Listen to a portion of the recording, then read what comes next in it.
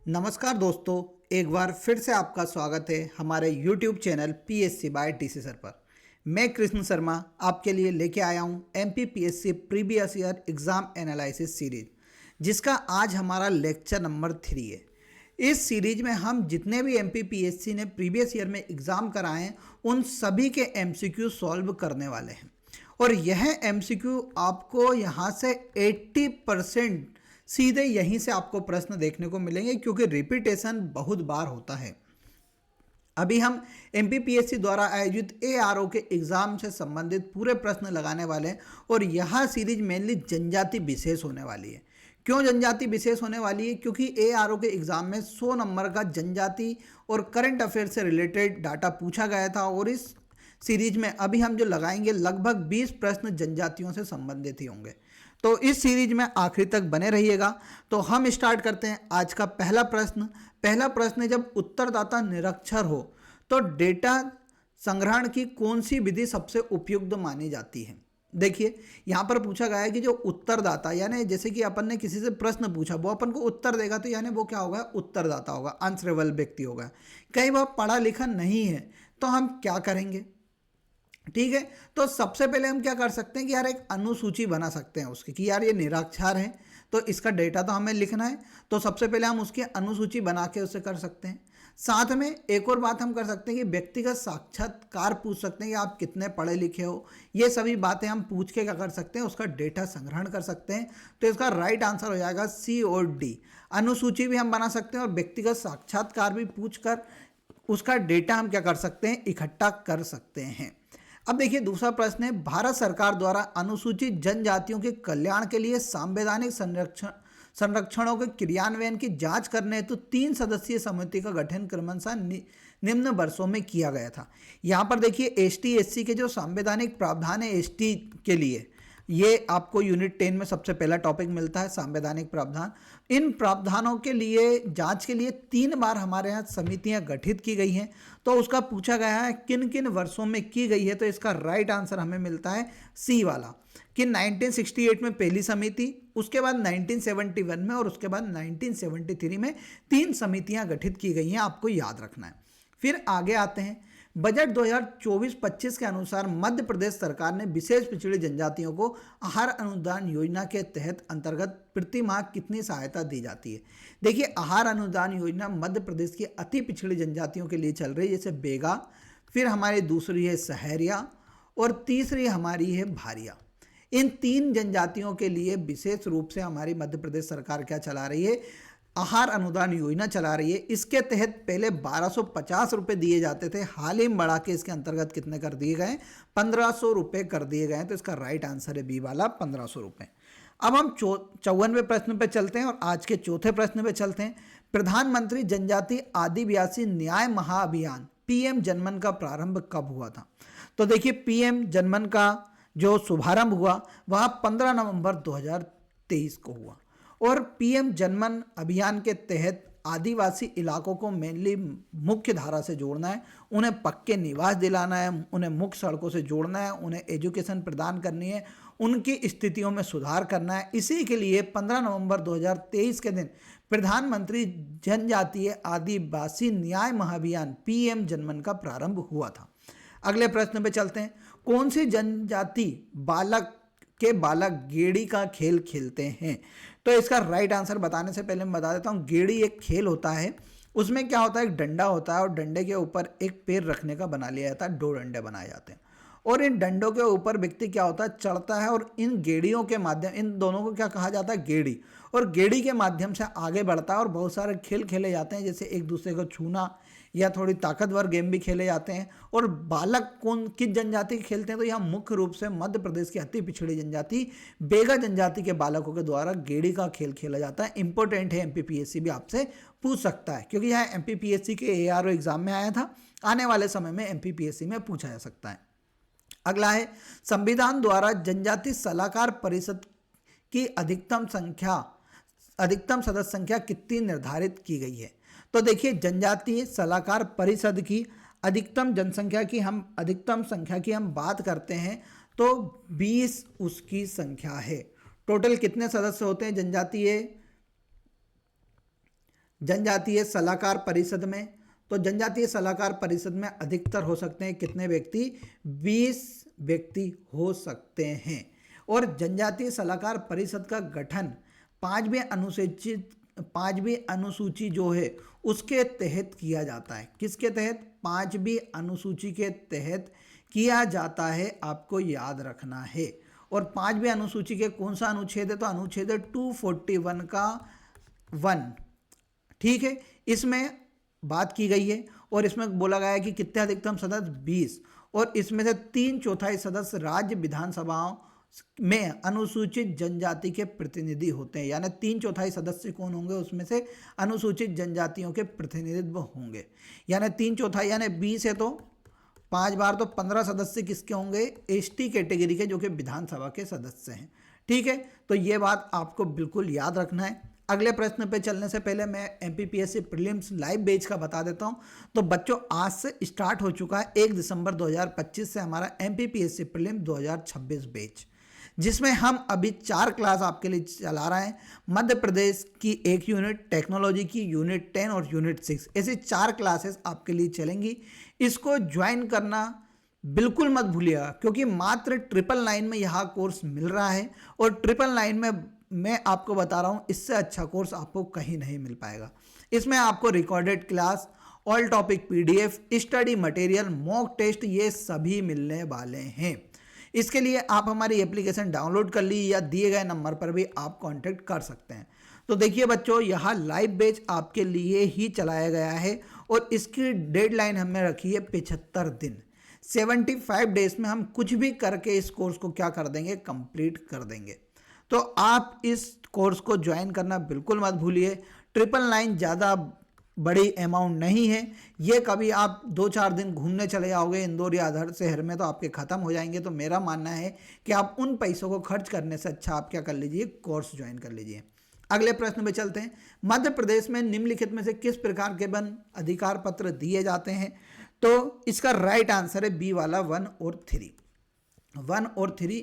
तो यहाँ पर देखिए 2 प्रकार के वन अधिकार पत्र देती है मध्य प्रदेश सरकार, व्यक्तिगत यानी प्रति व्यक्ति के हिसाब से, और सामुदायिक समुदाय के आधार पर। आंचलिक वन अधिकार पत्र हमारे यहाँ नहीं दिए जाते हैं, ना ही पारिवारिक वन अधिकार पत्र दिए जाते हैं। अगले प्रश्न पे चलते हैं। आवर्ती चित्र हिस्टोग्राम में प्रत्येक आयत का क्षेत्रफल किससे दर्शाया जाता है?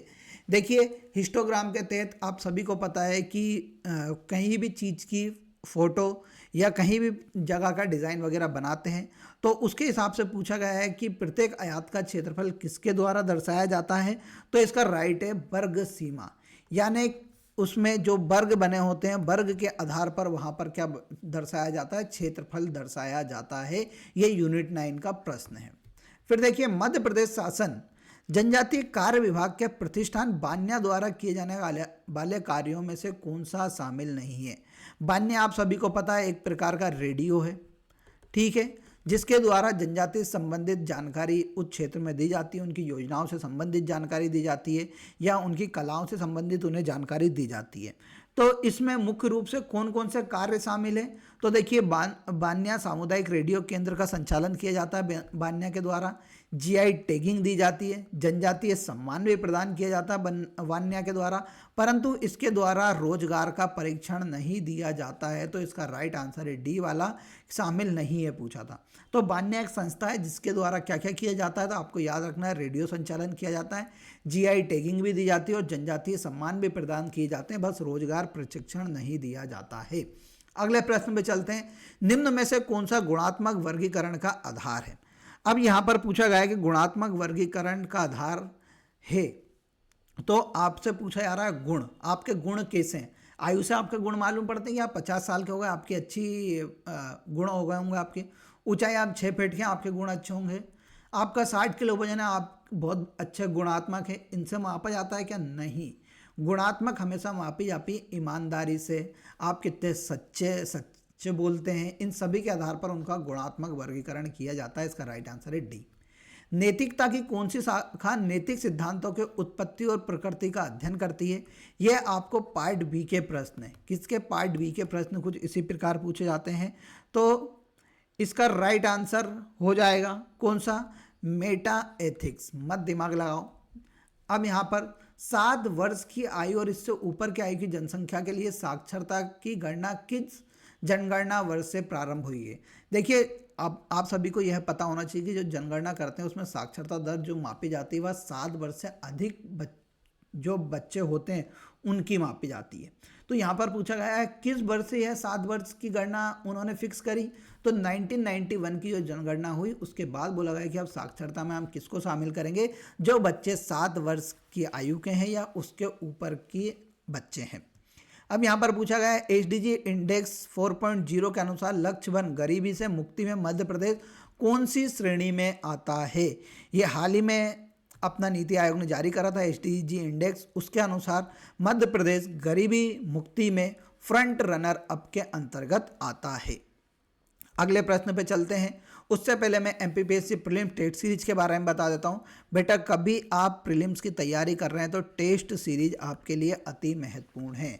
जब तक आप एमसीक्यू सॉल्व नहीं करोगे आपका सिलेक्शन नहीं होगा, ये पक्की बात है।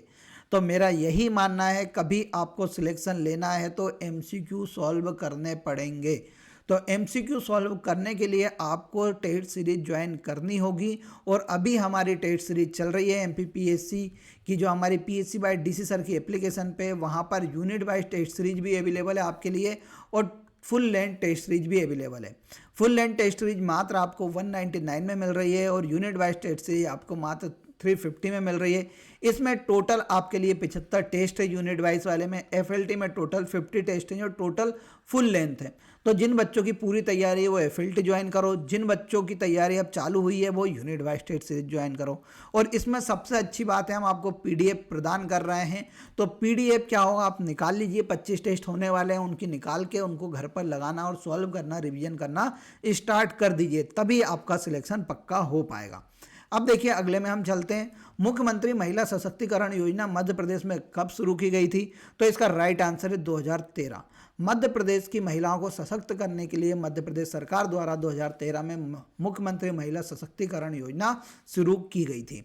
अगला प्रश्न आता है, वर्ष 2011 की जनगणना के अनुसार मध्य प्रदेश के संदर्भ में जोड़ी मिलाई है। अब मध्य प्रदेश की कुल साक्षरता दर की बात कर रहे हैं तो आप सभी को पता है कि सर 69.3 हमारे यहाँ की कुल साक्षरता दर है, यानी पहले का 3। कहीं मिल रहा है क्या पहले का 3? तो ऐसे ही सीधा आंसर मिल जाता है सर बी वाला। कुल महिला साक्षरता दर, तो इसका कौन सा है, चौथा 59.2। फिर यहाँ पर थर्ड का 1 ग्रामीण साक्षरता दर हमारे यहाँ कितनी है, 63.9 है। शहरी साक्षरता दर कितनी है, तो 82.8 है। तो इस प्रकार आप अपनी जोड़ी को मिला सकते थे, पहले से ही उत्तर लग जाता। कभी आपको महिला साक्षरता दर और पता होती तो आपको वहाँ से मिल जाता, क्योंकि बी का भी यहाँ पर 4 कोसी में भी नहीं दिया गया है। अब मध्य प्रदेश राज्य अनुसूचित जनजाति आयोग का गठन कब किया गया था, तो इसका राइट आंसर है 1995 में इसका गठन किया गया था। फिर अगला बात करते हैं, मध्य प्रदेश में विमुक्ति जनजाति की संख्या कितनी है। तो भैया इसको नोट कर लो, मध्य प्रदेश में 21 जनजाति ऐसी हैं जो विमुक्त है, यानी जो घूमती फिरती रहती हैं एक जगह से दूसरी जगह। तो 21 जनसंख्या विमुक्त जनजाति की, याद रखिएगा विमुक्त जनजाति, उसमें शब्द भी दिया गया है एमपीपीएससी के सिलेबस में। पिथौरा चित्रकला निम्न में से किस जनजाति से 10 बार बता दिया गया है। पिथौरा चित्रकला मुख्य रूप से भील जनजाति से संबंधित है। फिर हम अगले प्रश्न पर चलते हैं, जनजातीय संस्कृतियां निम्न प्रक्रिया के द्वारा रूपांतरित नहीं होती हैं। तो जनजातीय संस्कृतियां मुख्य रूप से नक्सलवाद से रूपांतरित नहीं होती है, समान रीति का ग्रहण से होती हैं, पर संस्कृति ग्रहण से होती है, मनोवैज्ञानिक कुंठा से इनकी संस्कृति रूपांतरित होती है, परंतु नक्सलवाद से इनकी संस्कृति को बिल्कुल भी नुकसान नहीं पहुंचता है। निम्नलिखित में से कौन सा अनुसंधान रिपोर्ट विन्यास का भाग नहीं है। तो इसका राइट आंसर है डी वाला, बजट अनुमान अनुसंधान रिपोर्ट के विन्यास का भाग नहीं है। अगले प्रश्न पे चलते हैं, मध्य प्रदेश में प्रधानमंत्री आदि आदर्श ग्राम योजना किस वर्ष प्रारंभ की गई थी। यह भी जनजातियों के ग्राम को विकसित करने के लिए मेनली हमारे मध्य प्रदेश में शुरू की गई थी 2021-22 में। कब की गई थी, 21-22 में। अब यहाँ पर गुणात्मक अनुसंधान के सम्यक संग्रहण के लिए एक प्रमुख विशेषता क्या है। तो ये हमारे एमपीपीएससी से रिलेटेड नहीं है, हम इसको नहीं करेंगे। अगले प्रश्न पे चलने से पहले एमपीपीएससी प्रीलिम बैच 2026 लाइव हो चुका है।